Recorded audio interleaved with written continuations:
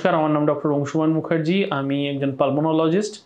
আর আজকে যে ব্যাপারটা নিয়ে কথা বলবো, বাইরে এই যে তাপপ্রবাহ চলছে, আপনারা দেখছেন রিসেন্টলি বাইরে প্রচণ্ড রকম তাপপ্রবাহ চলছে, তাতে আমাদের লাংসের পেশেন্ট যারা আছে তাদের কি সমস্যা হতে পারে না পারে, বা সেক্ষেত্রে গিয়ে একটা লাংসের পেশেন্টের কি করা উচিত, আমার মনে হয় সেটার ব্যাপারে একটু আলোচনা করা দরকার।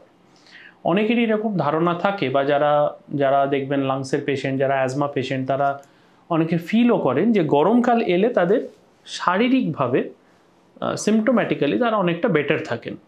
কারণ ওই সিজনাল যে ট্রিগারগুলো হয়, পোলেন্স বা ঠান্ডা, সিজন চেঞ্জের যে ওয়েদারের ফ্ল্যাকচুয়েশন, এগুলো যেহেতু থাকে না, সেজন্য গরমকালে এরা একটু হলেও বেটার থাকেন। হ্যাঁ, এমন পেশেন্টও আছেন যারা গরমকালে ঘেমে যাওয়ার জন্য সেখান থেকে সর্দি গরমি হয়, সেখান থেকে গিয়ে বারবার সর্দি কাশি হয়, বাট তার সংখ্যাটা কম তুলনামূলকভাবে। এখন প্রশ্ন হচ্ছে যে এরকম ধরনের পেশেন্ট, দুটো জিনিস নিয়ে আমি বলি। এক হচ্ছে এই যে বাইরে হিটওয়েভ চলছে, আপনারা দেখছেন। হিটওয়েভ কাকে বলে? আমাদের আবহাওয়াবিদদের ভাষায় বলা হয় যে আপনার গড় সর্বোচ্চ টেম্পারেচার যেটা হওয়া উচিত সেই দিনের এত বছরের হিসেবে যেরকম একটা হওয়া উচিত, তার থেকে যদি 5 ডিগ্রি ওপরে থাকে টেম্পারেচার, তাকে আমরা হিটওয়েভ বলে থাকি। এখন এই যে হিটওয়েভ হচ্ছে, দেখছেন একটা এপ্রিল মাসে কলকাতার টেম্পারেচার 42-43 হয়ে যাচ্ছে। রাঢ়বঙ্গের টেম্পারেচার যদি দেখেন সেটা অলমোস্ট 44-45 গিয়ে ঠেকছে। তো আমরা সবসময় ডাক্তাররা মানুষজনকে বলছি যে বাড়ি থেকে যতটা সম্ভব কম বেরোন।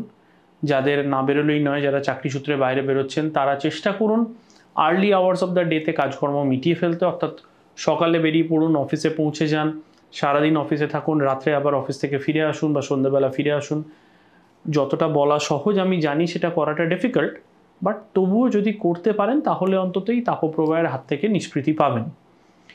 ইকুয়ালি এটাও সত্যি যে এই তাপপ্রবাহ থেকে বাঁচতে হলে কিন্তু প্রচুর পরিমাণে শরীরে ফ্লুইড ঢোকানো দরকার।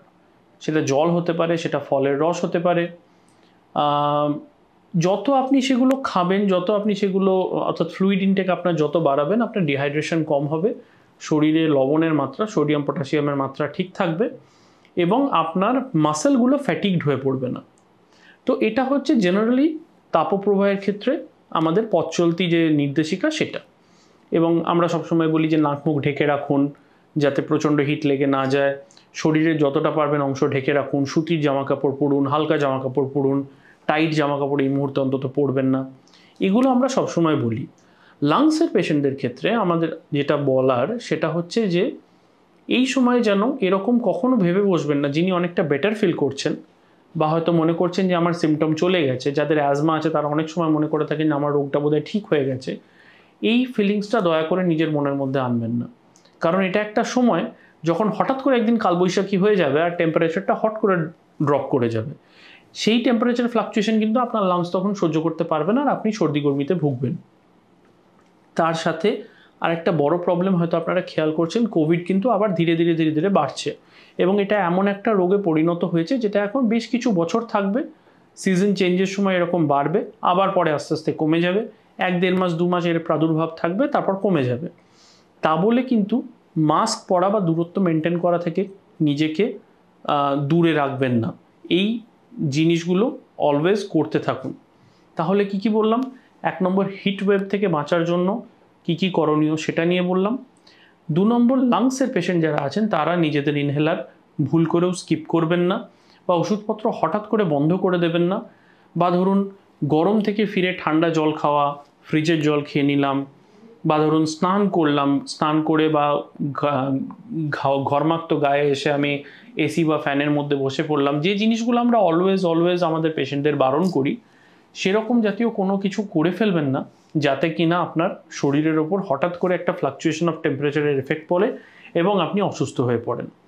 তার সাথে সাথে কোভিড নিয়ে আবার একটু সতর্ক থাকা দরকার। আমার ধারণা 1-1.5 মাসের মধ্যে ব্যাপারটা আবার একটা স্টেবল স্টেটে চলে আসবে। নিশ্চয়ই বাইরে যান, নিশ্চয়ই ঘুরতে যান। অনেকের ক্ষেত্রে পাহাড় ঘুরতে যাওয়ার সময়, অনেকের ক্ষেত্রে বাইরে বেরোনোর সময়, সামার ভ্যাকেশন চলছে, নিশ্চয়ই এনজয় করুন। কিন্তু ইকুয়ালি এটাও মনে রাখা দরকার যে নিজের লাংসটাকে, নিজের শরীরটাকে যত আপনি প্রোটেক্টেড রাখবেন, আপনার এই ভ্যাকেশন টাইমটাও তত আনন্দে কাটবে, তত ফ্যামিলির সাথে ভালোভাবে কাটবে। নমস্কার।